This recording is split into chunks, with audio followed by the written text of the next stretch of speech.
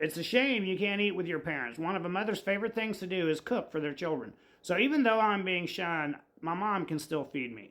An Amish person can still feed a shunned Amish person. So what being shunned means is I can't sit at the same table. But one time I went back for a meal and they had like a little card table set up.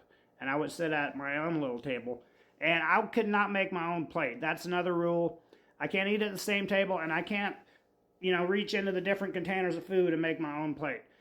By doing so, nobody else that was a baptized member of church, would now be allowed to eat that food, if that makes sense.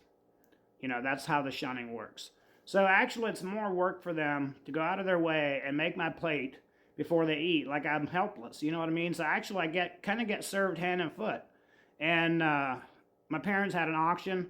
I went out to the auction, and I wasn't planning on getting anything to eat. One of my sisters came over and was like, "Hey, are you hungry?" I was like, "It's all right." She's like, "I'll get you something. You want a burger?" And she went and got me a burger and some other food and brought it over, so I didn't, because I wasn't allowed to go buy anything from the Amish auction, if that makes sense.